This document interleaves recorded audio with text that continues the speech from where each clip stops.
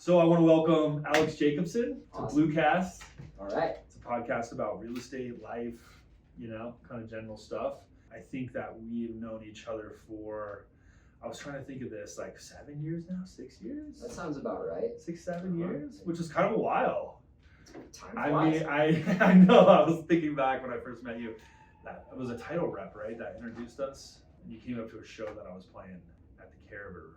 And that had to be 6 or 7 years ago. You were just starting, right? Right. Real estate? Yeah, I just started real estate. Yep. Yeah, so what I like to do when I start all these podcasts is just kind of like an intro section, kind of just have you like talk about your history. Okay. I know you have some history. We're going to dive into it a little Sure. bit. Sure. And, what got you into real estate? I know everybody's path to real estate is kind of like this windy, I don't think we all like grew up being like, this is what I want to do. I know in your case it's a little different because your father, your dad's kind of like a real estate icon a little bit. So let us know. Let me, talk to me about like how you got into it, what your history is. Sure. Yeah. Yeah. A little bit about yourself. Awesome. Yeah. Thanks, Blue.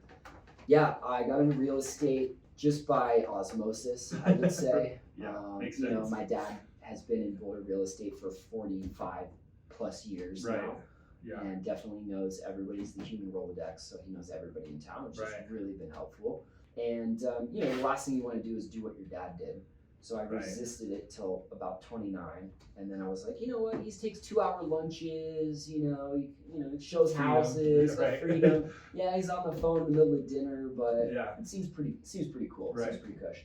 So yeah, after college, I did all types of things. What did you do? Totally. I want to get into it because I think it sheds light on the kind of person. Well, I kind of feel like, at least for me, all the jobs and the things I did leading up to when I got into mortgages a lifetime ago, kind of gave me some different aspects and takes on what I did in real estate. So I want to hear about it. So I went to college. I went to school in Montana, studied marketing, got a job right out of college working at Walmart as a manager. I was 22 years old. I look 22. I look young. You do. But imagine me looking like 16 years old, telling these people that have been there for 10 years, working up the ranks, this is what you need to do. I'm your boss. Right. So I learned how to deal with different people. Right. And that really helped me to, be able to learn empathy and leadership and, boundaries and discipline and all those things. Right. It's hard managing people. It was really hard. It was a challenge. Easy. It was a challenge.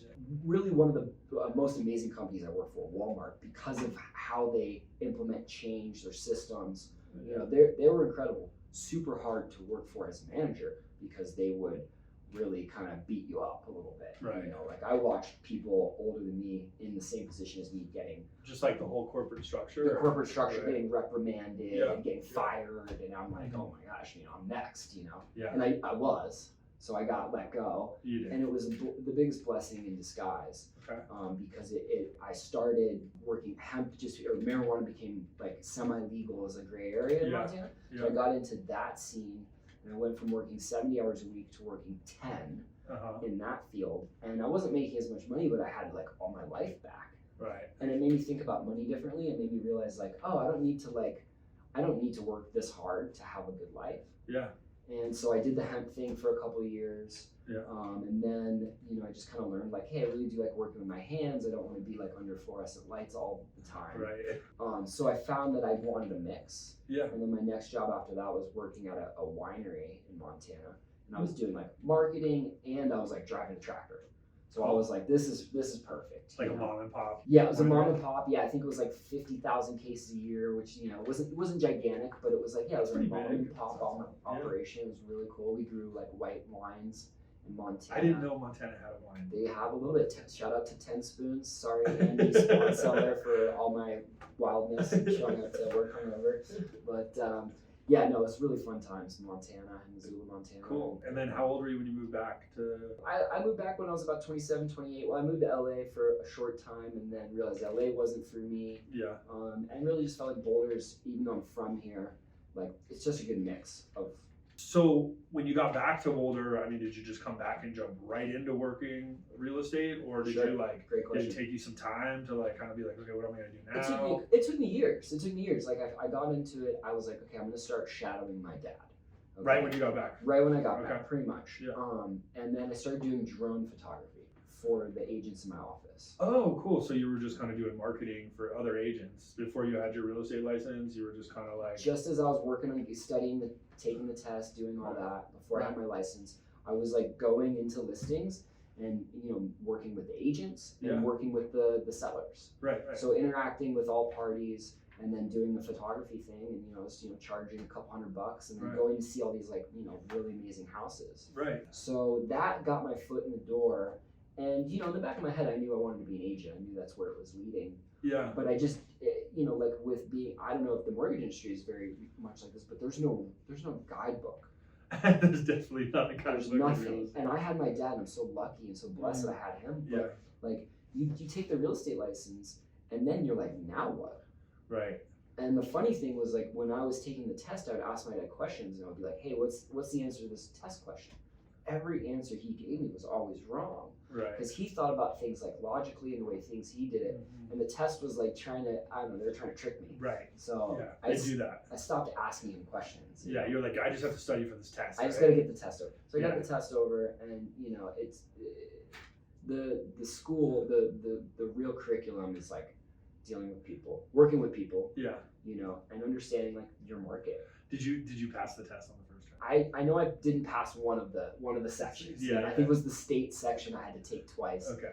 But C's get degrees. I think it's kind of pretty normal. I mean, I have some friends that, like Ian Bennett, took them 3 times to pass the test. But we were already in the business, and we learned the practical side, like what you're saying. Yeah. And then, had to go take this test that wasn't really had anything to do with what you really did on a daily basis. Totally. Like what you're saying. And I'm sorry I digressed a little bit, but keep going.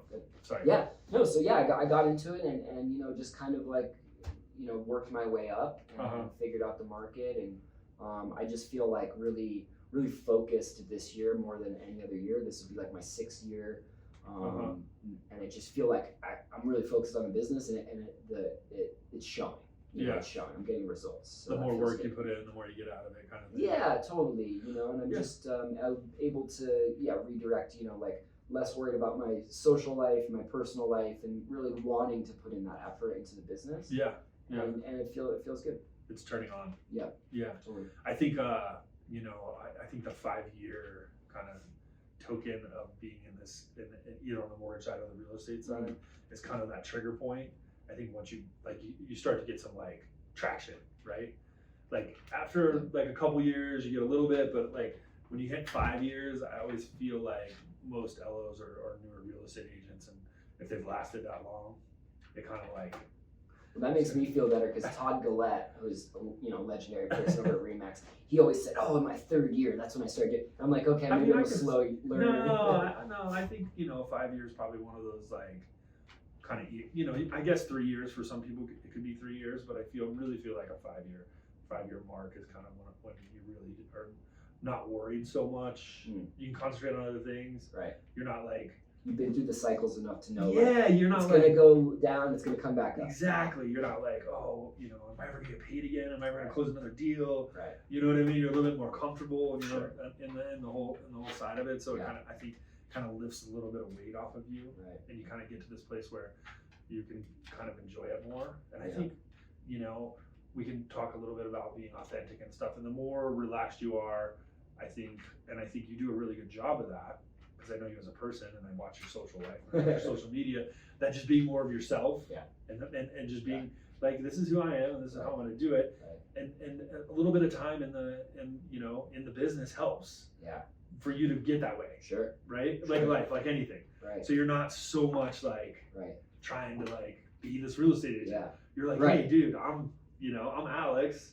100%. I'm just like here, and you're either gonna like me or not like me, and that's how it is, and we're gonna keep going. Right? Totally. And I think I was trying to be that real estate person for so many years. Yeah. And then when you become yourself, and then you align with clients who see you for who you are. Yeah. And then you have. We're actually going to touch on this. Okay. Well, I won't get into it. No, it's fine. We're gonna go in that direction just because we can kind of like talk about it a little bit because I feel like you and I both have the same kind of social circles, and we kind of have the same pastimes, media, music. Yep. We have Burning Man friends. Yep.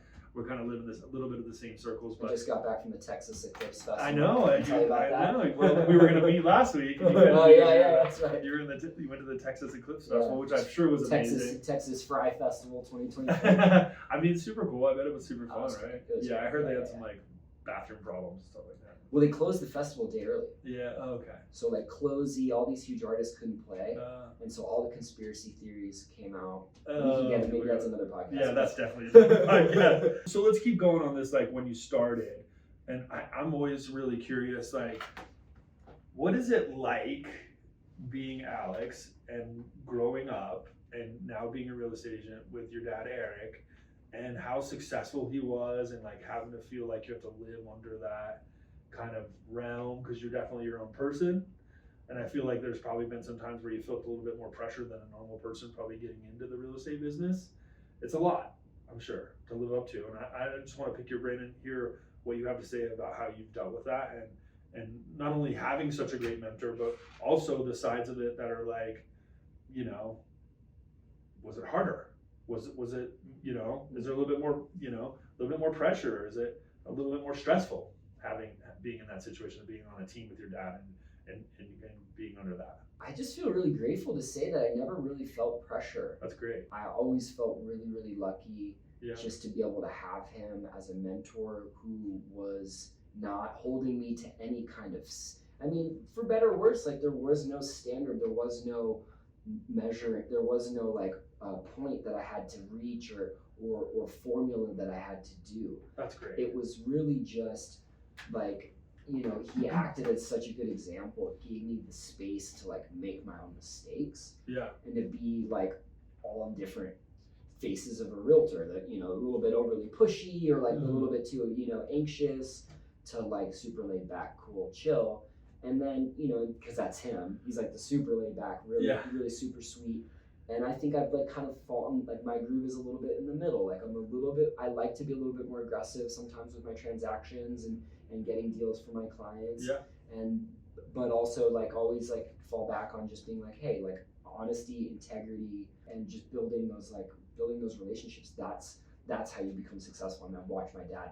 He got a phone call from somebody he was a busboy at the Red Line with 50 years ago, and he was just studying his license. Yeah. Like, they worked together 50 years ago, and that was it. Yeah. The guy called him out of the blue and said, "Hey, I remember you were a realtor, right?" Yeah. And the guy, you know, it was like, you know, somebody remembered him for that long, you know, and decided to call him up. So, you know, to me, it's just about integrity. Right. Just being honest. So do you feel like your dad like gave you all that baseline, and that's great that you don't ever feel pressured? And I'm sure your dad probably has a lot to do with that. He probably doesn't want you to feel like you have to look like be him or whatever. And I'm only speaking from my own experience because like, you know, hanging out with my kids, they're always like, "I'll never be you," and I'm like, "I don't want you to be me." Right. You know what I mean? Yeah. And I understand how kids can feel that way, and that's why I asked the question.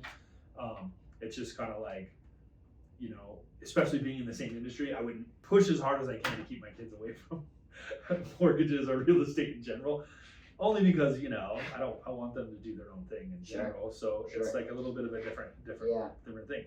So what I hear you saying is like, you know, he gave you this baseline of this integrity and goodness and chill and, you know, just the ability to be super calm and have a high emotional IQ. And then, but you've kind of taken that and grown a little bit and kind of been a little bit more, I don't want to say aggressive for your clients, but like, you know, a little bit more, you know, tougher. Sure. Or you know, or work, you know, want the better deal. I think we live in a different world now in general. That's true. Don't we? Yeah. Than real estate 20 years ago or whatever. Right. I think it's a little bit more dog eat dog out there than it was back then. I think back then it was probably a little bit easier. So maybe do you feel like you adapted a little bit and changed the philosophy of that? Well, it's such a different industry. I mean, he was when he was doing real estate, it was, you know, it was like a phone book. That's where you got the houses. If you didn't know a realtor that had that book, you didn't know what was out there. Right. And it was all carbon copy contracts.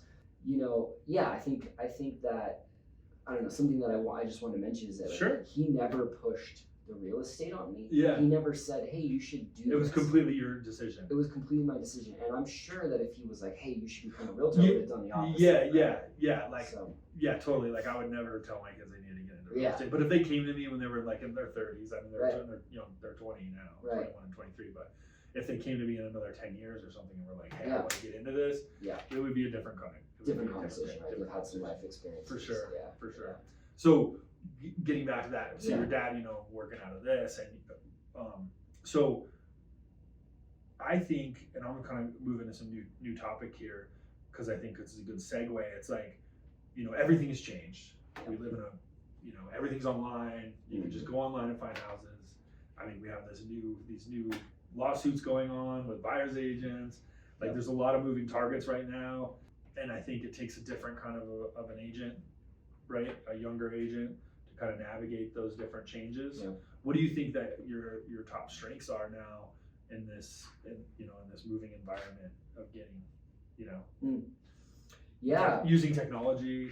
Stuff like that. Absolutely. Using technology, I think it honestly comes back to that emotional IQ. Yeah. And because every client is going to want to have different needs. Yeah. So you have those clients that are really going to be numbers based. And so for those clients, I'm going to be prepared with stats. Right. And then you have clients who are like, just want to know about like every neighborhood and the schools and the vibes. Yeah. And so I think it's just like really for me, like what I've learned is that I can never be too prepared for a meeting or for anything. Yeah. Except today where you said don't be prepared. I was like, great. I don't want you to have to feel like you have to prepare for something that's just a conversation. This is fun. Yeah.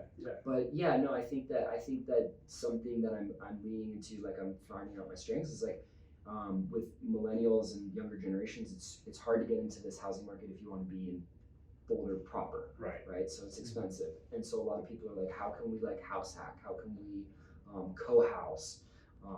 Do you see a lot of that? Do you see a lot of people like buying houses together, like younger? I'm not seeing a lot of that particularly. That's a great idea, like the house hacking, and I do want to see more of that. So let's dive into house hacking. Sure. The term house hacking. Yes. I want to know more about house hacking. So what are some examples of house hacking? I mean, I house hack. So what is it?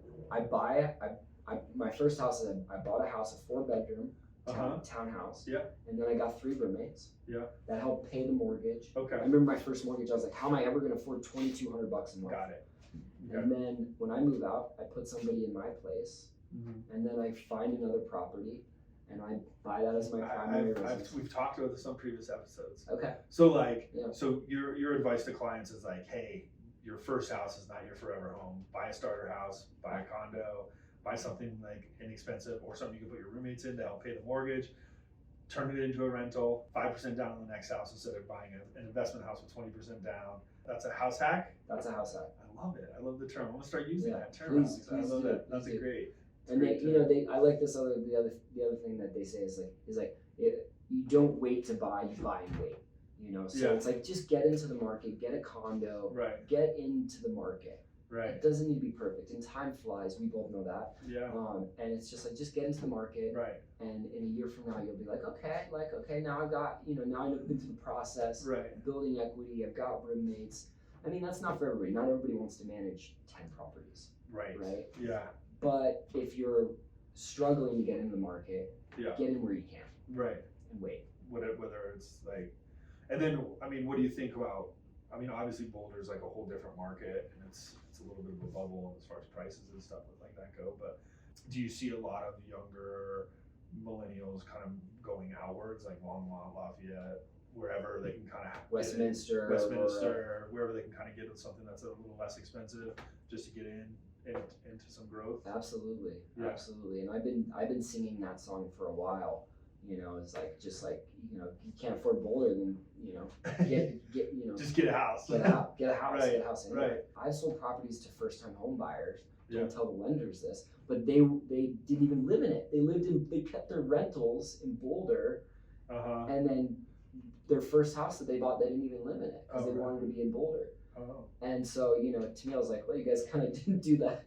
You're still paying rent. Yeah. But that's what they wanted. And they're stoked because they're building equity and they own property. Right. But yeah, that was just one variation of it. Right. House hacking. Yeah. I mean, that's a little bit illegal, but I didn't know their decision. I didn't know they were going to do that. That's their decision. I didn't know they were going to do that. I would never. It's right. You weren't the lender on it, so you weren't. Right. Let's kind of talk about a little bit about lifestyles and marketing and your circles and stuff like that. Because I personally, and we kind of share this together because we kind of share this, I wouldn't say alternative lifestyle, but definitely not the norm of people that work in our business. Sure. Right? We both love EDM. Yep. We both go to festivals, Yep. stuff like that. I mean, I know a lot of my partners and friends think I'm kind of insane. Yeah. So do you feel like being a fan of EDM Yeah. and, you know, and working in real estate is a blessing? Or I do. I feel like it's always done me justice. And are you really good at like tying those worlds together? Are you good at bringing, you know, do you feel like you get business out of that? If it puts you in a situation where, because I know you were promoting shows before in Boulder. Yeah. You're doing that kind of stuff. Do you Totally. think that overlaps with your business, or is it completely separate? For me, it's completely separate. Totally. Like it's Totally. completely like, you get daytime blue, professional blue, you get nighttime blue. Yeah. Right? Yeah. Like when I'm not at work, I'm not a completely different person, but Right. I keep them completely separated. Sure. And this is probably news to a lot of people Right. watching this podcast, because Right. they probably don't even know that I do these other things. This Sure. is the first time I've probably even brought it up. So Yeah. kind of exposing myself a little bit. Oh, okay. But of course. so how do you feel about that? I think that EDM in any industry it can go together. Yeah. Because EDM is like a culture, it's a tribe. It is, you know, for people that are social, for people that like to dance, it's such a vibrant community. Yeah. That, you know, you meet people in that community that you would never expect are Yeah. the CEOs and the, you know, the who's of a lot of major things. Yeah.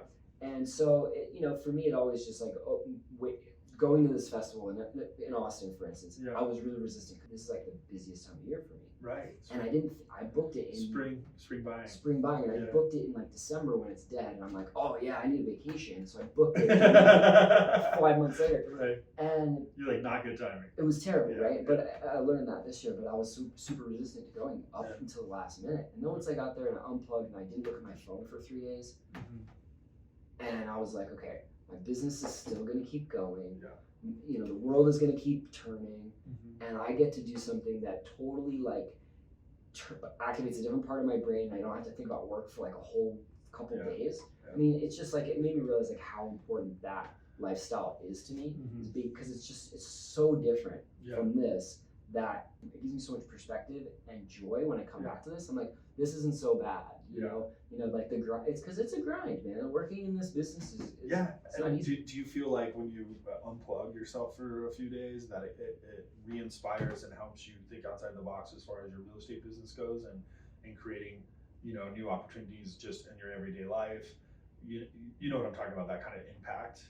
Sure. It makes me realize what's really important, Yeah. because I can get really caught up, and that's what was happening to me. I was really caught up in working, Yeah. and I started to think that's everything. Yeah. And then I unplug, and then I'm like, oh yeah, there's there's plur, you know. Yeah. We just love each other and Yeah. dance and just Have you know, fun. Yeah. not worry about bills or talk about what's your job, or Right. we can get a little bit, we can you know, see a different side of people. So super nice to be able to do that. Yeah. So I guess my question is, Sorry, so when you yeah. come back, Yeah.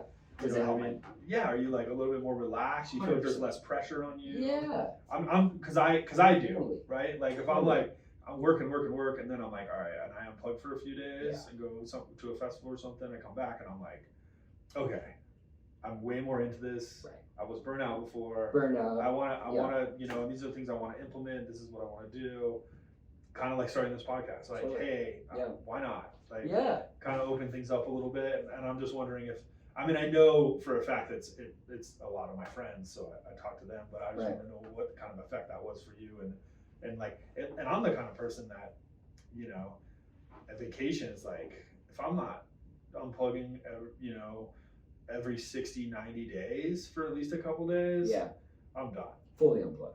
Yeah, just a couple days of just not answering emails, Yeah. not being, you know, responsible to anybody. Right. I mean, you and I both know that we live and we work in an industry where we're just never really off, right? Yeah. There's You no. feel like you work 24 hours a day. Yeah. You have tons of freedom, like you said before, Right. right? You have tons of freedom to do whatever you want, but you're kind working of all the time. Doesn't matter. Yeah. Right. So it's hard to ever Yeah. go home and be like, Yeah. done. I'm done. Exactly. You don't get that. It's like, you're like, yeah, it could be like 9 or 10 o'clock at night. You're like, I gotta take this call. Yeah. But I mean, I love that. I love being a service for people. Right. So to me, it's like, it doesn't really bother me, but it's just Right. part of our life. Totally. Right? And so Totally. to not have that for a couple days, where It's you're amazing. like, I don't have to be responsible to Yeah. anybody. Like, It feels different. It feels Yeah. different. You know, like it feels even though if the phone doesn't ring for a couple of days here, it's like to really unplug. I guess to get back to what you're saying is like for me, like going to music shows, festivals, it's a reset. And a lot of people have resets going backpacking or going mountains. Right. And for me, like I found that those are good, but I love going to festivals, and even if it's only twice a year. Or how about like, camping and listening and listening to music. I mean, yeah, bring bring some bites. And, Yeah, totally. But yeah, it's a reset, and then when I come back to my work, I incorporate like fun into my work. Yeah. Like I love what you're saying. Like you go do this, and then you come back and you're like, let's do a podcast. Like, why can't work be a little bit of both? Right. But like full circle to come back to your question is like, do I mesh the two worlds? Yeah. I have tried, but I haven't done it successfully. I think, do you feel like it's kind of too salesy? Like you're like, hey, this is what, you're in these different environments. Right. That's always been my hurdle. Sure. Not a hurdle, but because I don't really care. Right. But it's more of like, I don't really want to broach the two. Right. And I'm only asking you because these are just things that I thought of myself. And it's like, I don't like, the last thing I want is like to be like, oh, and I do mortgages, or and I'm a real estate agent. It's great, like, just with random people that I meet from the world or whatever, you know what I mean? And kind of blend the two together. Doesn't seem authentic to me. If I was at your DJ set and you were like, oh yeah, and you'd be like, no. I'd be like, what? No. I mean, I would like it because I know you. Yeah, totally. But yeah, it's two different worlds. Right. And I don't know how So it's kind of hard. Right? Yeah. That's why I asked the question. Like, I've never, and this, I've been doing both for 30 years. Sure. And I'm always like, yeah, it just doesn't feel right to me. Right. And that's why I was asking. Like, no, it's great. Feel right to you? Is it something to bring together? Yeah. Right. Like, because I don't think so. I mean, I don't know if there's a golden arrow. Yeah. It'd be sweet, but I've never really put my thumb on it. Yeah, I haven't figured out a way to do it tactfully or in a way that like, because we do bring a lot of like value to people's like. Dude, I think there's a million people I would run into all the time that I could help. That you can help. Right? But I just really don't really feel like it's authentic for me to just bring that up and do that. Totally. Yeah. Even when there's like a conversation about it. Yeah. I'm like, yeah, it's not really. Right. Is this the best? I don't really want. And I'm unplugged, like we just said. Right. Like you're unplugged. You're like, that's the worst. Have you ever been unplugged and then you somehow plug back in and you catch yourself talking? Of course, and you're like, you can't. You're like, oh man. It's just part. It's part of who you are. It's just, it's ingrained. Totally. So let's talk about social media. Yeah. Let's talk about your love and hate it. I know, but I had Tucker on here on the last episode, and we talked about it. And I follow both of you guys. Okay. You guys are some of the best. I'll take that. Bester. I wouldn't say the best because I don't know what the best is, but you guys are like better at it than most people. And I know, you did talk about the drone stuff. You started with the drone stuff. Mm-hmm. I think you probably do one of the better or the best jobs in this area of showing listings and showing houses and touring houses and putting it out there. And your production is really good. What made you decide that that's where you wanted to go with it? I mean, I've always done social media. I had my account hacked, so I had to start a brand new account on all platforms about 2 years ago. Right. And I took a whole year off. So I just started posting again a year ago. Mm-hmm. The year off was great, and then I started posting again, and I'm doing things differently, I guess. Yeah. It's just different because it's just a new, I can recreate myself. I'm having fun with it. I think before sometimes it felt forced. Yeah. Now I'm just having fun, and I think it's coming across because it's authentic and I'm enjoying it. And like, I mean, everybody's on social media anyway, right? So you might, for me, it's like a lot of people. I mean, there's a lot of people that are on social media, but there's only some that you're like, oh, I like this or I like that. Like anybody can get on social media.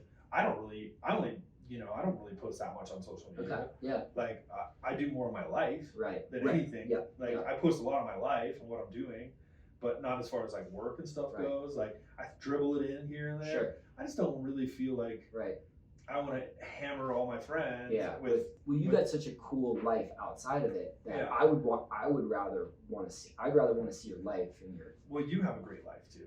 Well, thank you. And I have a question for you too. It's just like when people in my office say, "Hey, you got a great social media," like I should be posting more. I hear that a lot. Like, "Oh, I should be doing that." Right. And I'm like, "Well, do you enjoy it? Don't do something Yeah. because you feel like you have to and you don't like it. You're not going to stay consistent." Right. That is such a good. Because although there's a lot of agents in my office, "Oh, you're so good at it, but I hate it, but I should do it." I'm like, no, like do it if you want to do it. Do it if it feels good. Yeah. And you enjoy it. My question to you is like, would you rather see more of my personal life or my work life? And do I need 2 accounts? So I think I'm not. You answered that question. Well, I do have 2 different accounts. Yeah. But I think I have 3 accounts. Okay. Well, because I started one for my DJ page and I have one for my personal, which is kind of always, and and Instagram is just way better because it pushes to Facebook. Yeah. Right. So I started a business Instagram one just to push to my business Facebook one. Right. But you know what? I'm just gonna get rid of those. Yeah. Like it's just too much. I like separating the DJ because I don't want to post like all my concerts, gigs, and stuff. Right. But my personal one can be fine for my mortgage stuff. Right. And just and maybe keep my Facebook mortgage one open. Yeah. And just kind of like both to both. I mean, I'm dying over here because I got some great outfits from the festival, and I'm like, Well, you got to be. I mean, that's just one of those things where you're like, I mean, I think as I've gotten older, I'm a little bit more comfortable. That's good. You know what I mean? That's good. Just like we were talking about at the beginning of the conversation, like hey, look, this is who I am. Yeah. Like, you're either gonna like me for who it is, and you're gonna do business with me, or you're not. Right. And if you're gonna judge me, on this one part, then we're probably not made for each other. You're not my people. You're not my people, bro. Yeah. So it's like I don't think you should ever like hold back. On that. Okay. You know what I mean? Okay. And if you feel like it's necessary to have more than one and you want to keep that stuff separated, I don't think there's anything wrong with that either. Right? Mm-hmm. Alex, like I feel like that is something you can totally, it's a personal judgment thing. Yeah. But I don't think you should feel insecure about about, you know what I mean? Yeah. So much of mixing. And I think you do a pretty good job of mixing your personal life and your listings. You do such a good job at it. You do such a good job at your video production and all that stuff. And just the way you lay it out and the way you talk about things and the way, you know what I mean? Like you just have a really good take on showing a property. So it's like, if somebody's going to judge you on what you're wearing at a festival, they better judge you just as much as the way that video is laid out and the way that you're pushing that out in your professional life, right? I appreciate that. And I don't think there's anything wrong with being like putting that out there and being like, this is who I am. Right. So let's keep talking about the video production. So do you come up with all this stuff yourself? Is this something that you do? Or? Yeah, I mean, here's what I've learned in this since my rebirth. Which is kind of cool because you just like stopped and then you're like, all right, I get to start from ground zero. Yeah. I'm just going to start fresh. It's all going to be brand new. Kind of gives you that little bit of inspiration, a little bit of like clean slate, like, empty chalkboard. Yeah. Right? Blank chalkboard. Yeah. It's great. Consistency. Yeah. Posting consistently. I think that's really important. It's like I can beat my head against the wall about getting a perfect edit, perfect video. Yeah. Or I could just put out a lot of content. Right. And I think a lot of content is always going to win. But the video quality is really good too. So do you do all that yourself? You're like I was like iPhone 12, I know, it's pretty amazing. Yeah. Well, you do use drone too sometimes. And I got a drone. I got a drone still. Yeah. And you do all that yourself. I give a shout out to my buddies who help me film sometimes. Cool. Got a new agent on my team. Oh, nice. Tyler Jostin. He's been helping me. Welcome, Tyler. Welcome, Tyler, the Jacobson team. Yeah. That's dope. Yeah. Sweet. He joined us just a little over a month ago. So awesome. It's been awesome. Cool. Yeah, so he helps you on some of the video production and stuff. Helping me. Oh yeah, man, it's really awesome. And I figured you were probably doing most of it yourself. I was like, and the time you put into it. So you're saying consistency, quality. Yeah, consistency. Yeah, keep it short too. Oh, is that a good little? I mean, you watch where people's interest drops off, man. This is We've got short attention spans in 2024. Yeah, we live in an ADHD world. So, you know, I used to have videos that were like a minute, 2 minutes long. Not too long. If I can keep it under 25 seconds, it's a win. So that's your goal. That's my goal. Do you feel like, to every listener that's out there that's not in real estate, do you think that kind of like goes across all platforms? Well, like, I would hate that I would hate that we become a TikTok generation, you know, any more than but we already are. You know, yeah. Because I don't, it's just interesting. But I don't do TikTok. A lot of people say do TikTok. Yeah. I know people that have. I have a TikTok channel that I used to just post my DJ stuff to. Yeah. Just mixes, quick little mixes. Yeah. But I have been posting these podcasts to it as well. Okay, awesome. Just a little teaser clips to it. Totally. Just throwing it up there. Yeah.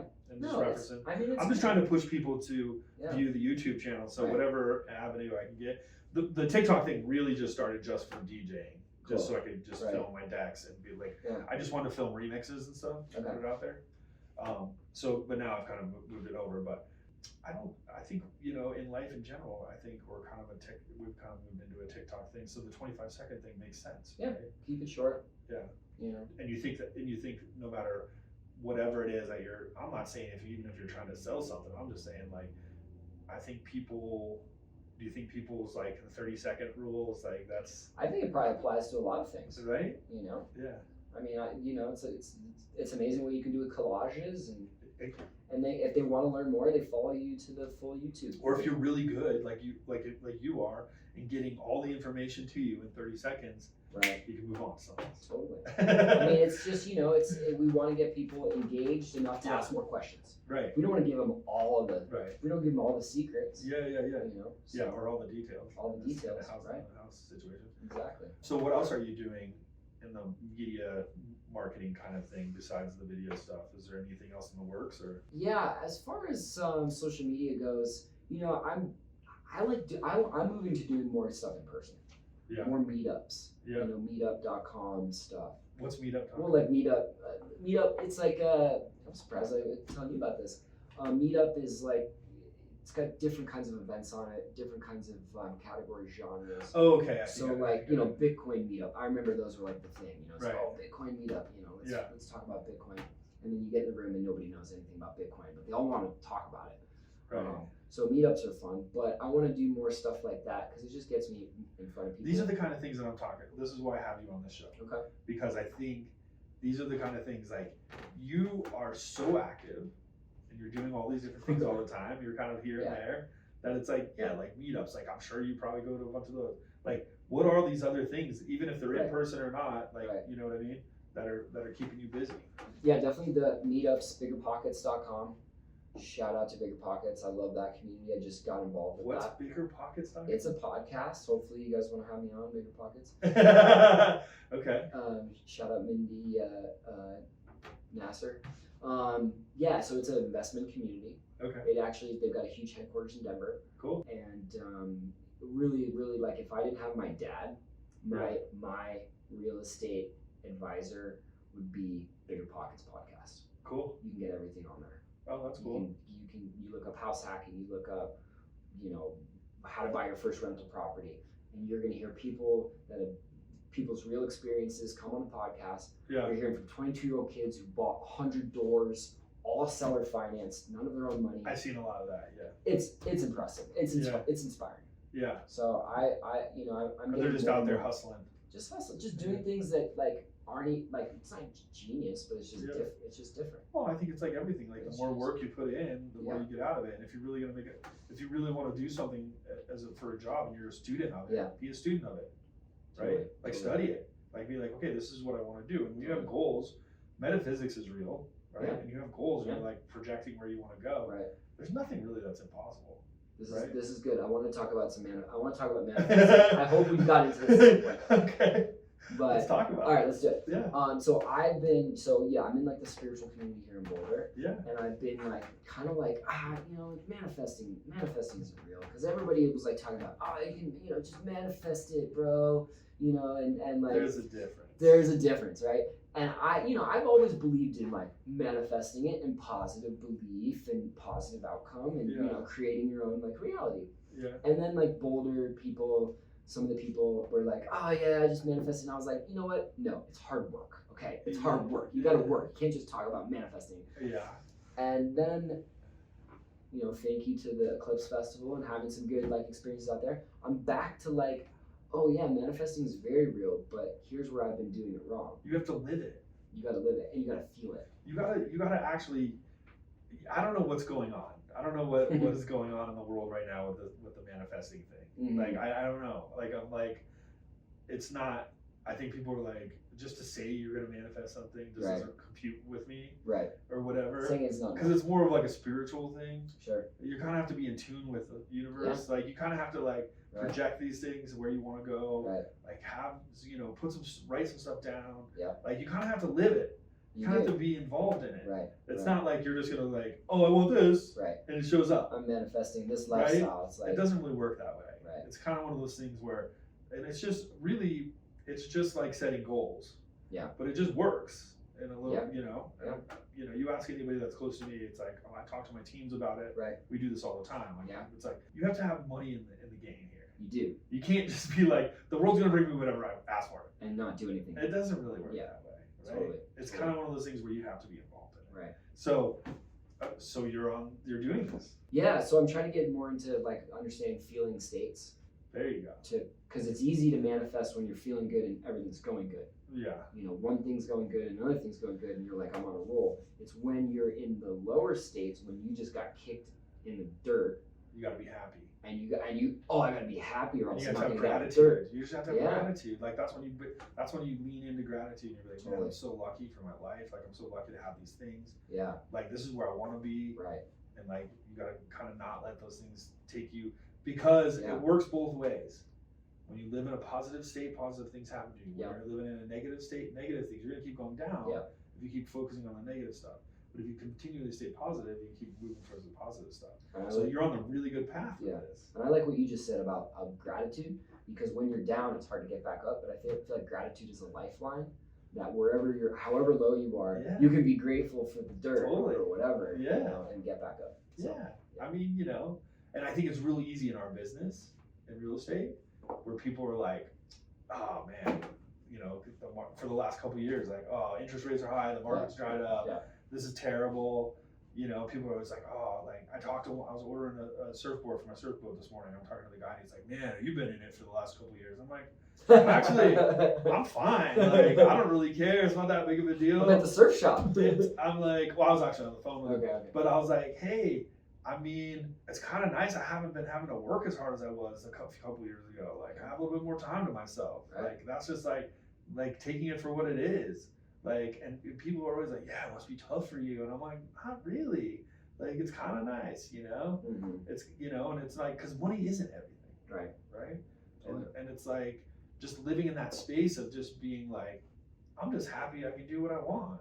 I have freedom now. I'm not tied to my computer 24 hours a day. Right. That kind of stuff. So coming back from this festival that you just came back and having that as an anchor is a really cool turning point, huh? Yeah, definitely. You feel pretty good about it. I feel great. Yeah. So now you're re-believing in the metaphysics. I'm back at a manifesting.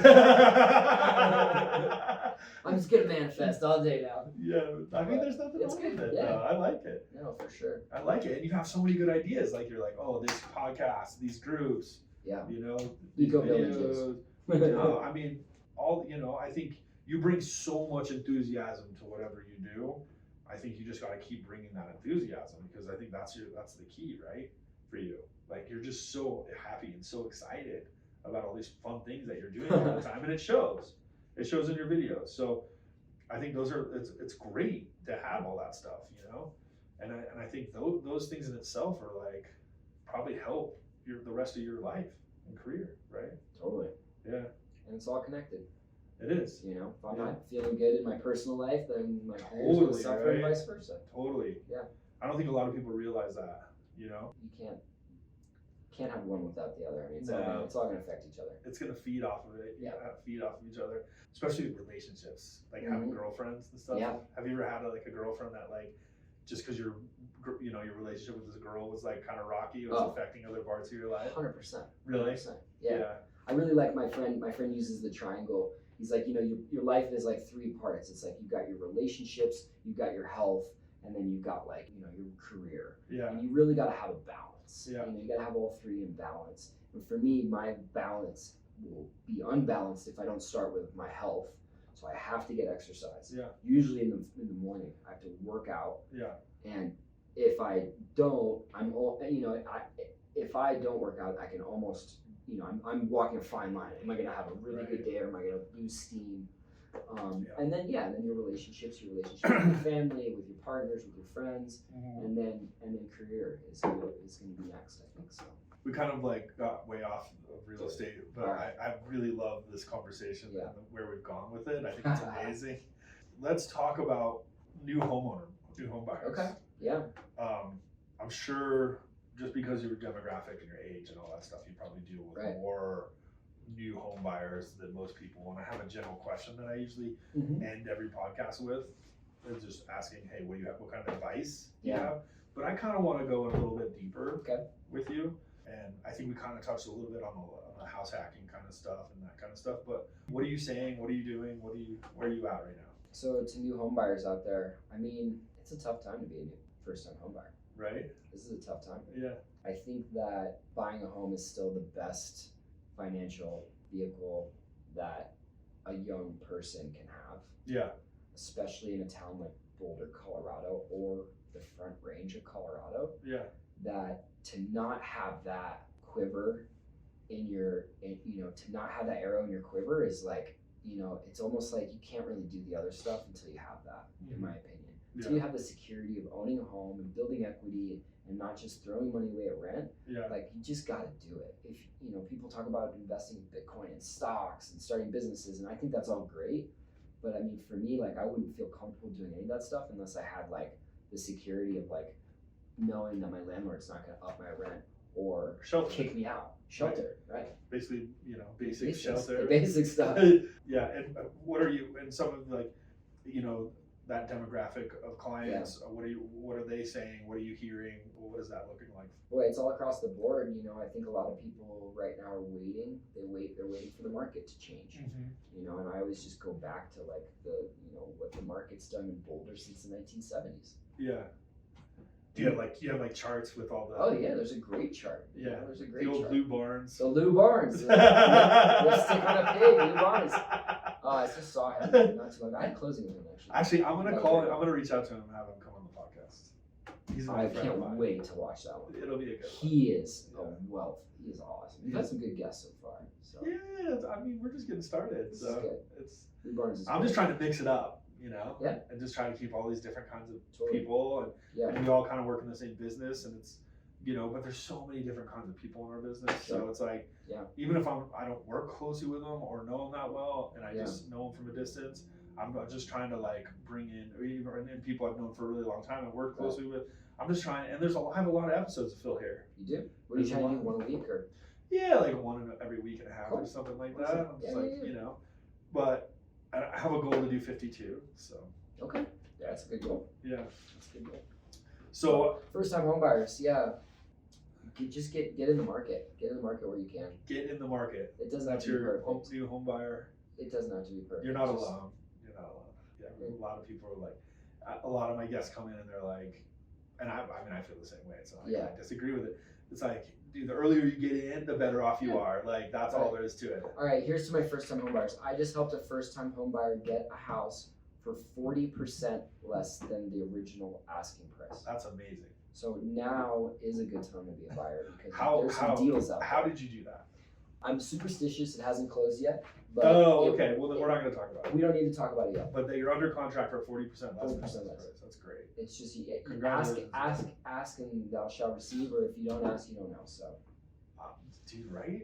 That's some good. That's some really good advice. You never know.